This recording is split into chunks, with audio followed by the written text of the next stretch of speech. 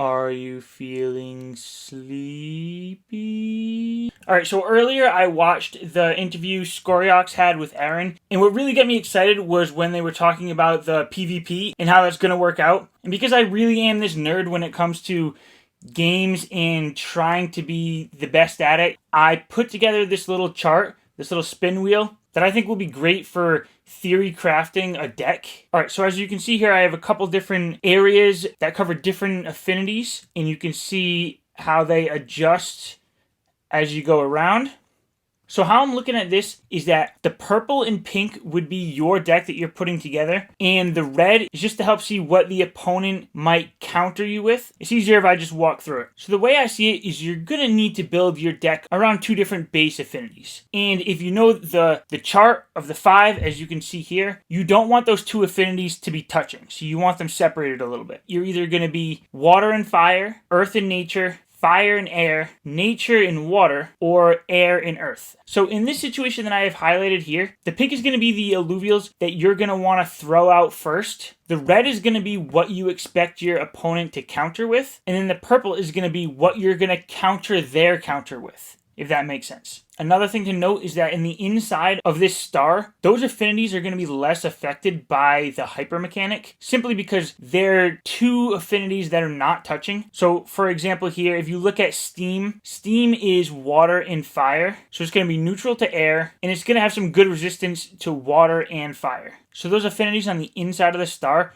are going to be the ones you want to lead out with, probably in your first round. And then if you look in this situation where you're leading out with possibly steam, shock, and fire, what would you expect your opponent to counter you with in, say, round 2? It would be the earth, granite, and magma. So this top area with the purple are how you're going to counter their earth, granite, and magma. So your frost, your tsunami, and your mud are going to give you a better matchup to their earth, granite, and magma. Now, if you ask, what if they don't have earth, granite, and magma? Well, let's say they had more of a nature deck. If they start putting out nature, they're really not going to be countering you in the first place. So you're actually already set up in a good position.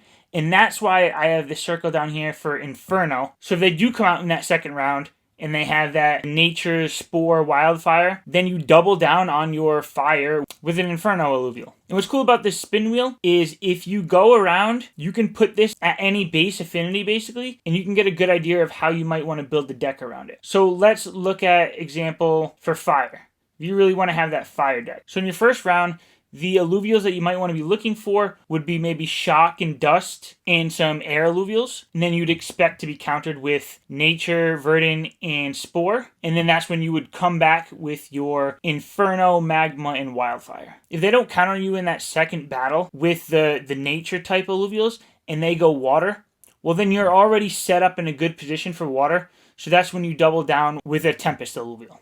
Another example, if I swing this way for verdant, I'm not going to go through each one of these, but you can kind of see what affinities you might want to look for.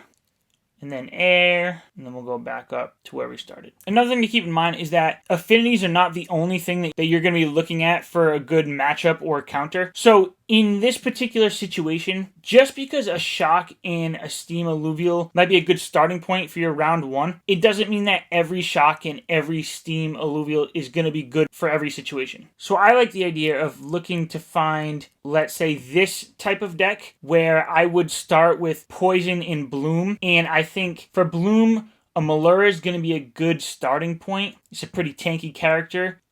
And then maybe I'd put that in with a Riptorus or Repliance. Or even like an Archie, if I want that in there. If I'm starting with that, I would expect my opponent to come with some fire alluvials.